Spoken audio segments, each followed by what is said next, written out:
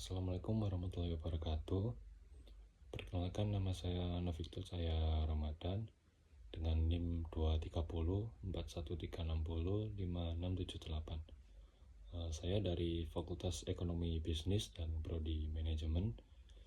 Nah, di sini saya akan membuat tugas video penjelasan tentang materi untuk memenuhi tugas UAS untuk matkul perilaku organisasi dengan dosen pengampu Ibu Nora.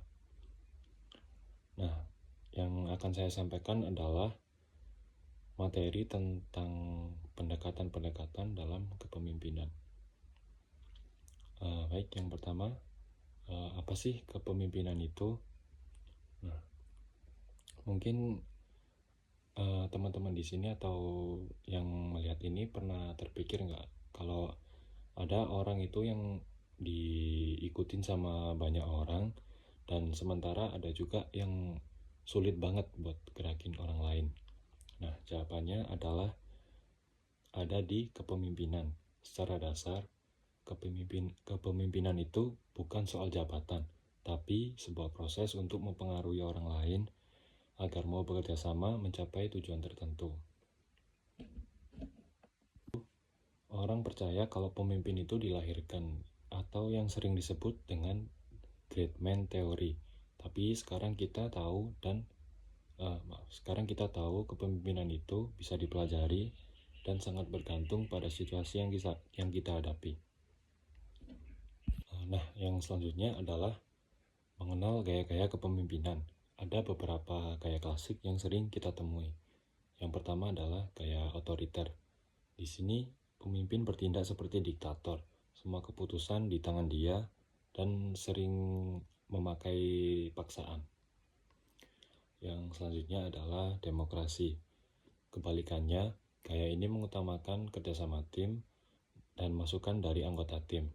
Lalu selanjutnya adalah gaya karismatik, yaitu pemimpin yang punya daya tarik luar biasa sampai orang-orang itu selalu percaya kepada orang tersebut sepenuhnya.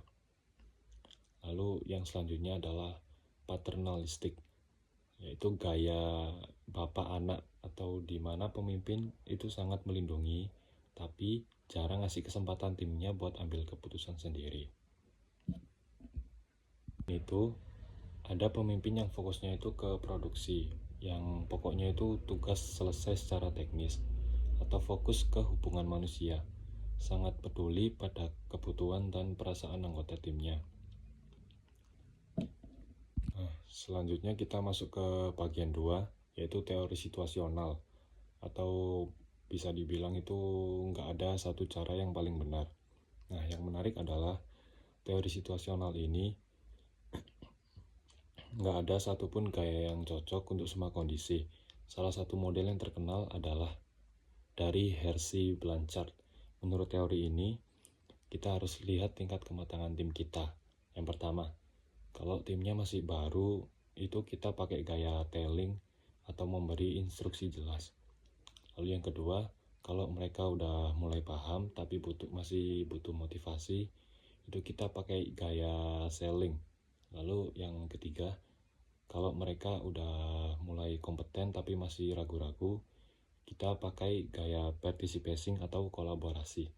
Lalu yang keempat, kalau mereka sudah ahli sekali atau udah mahir, itu kita menggunakan gaya delegating atau memberi kepercayaan penuh kepada mereka.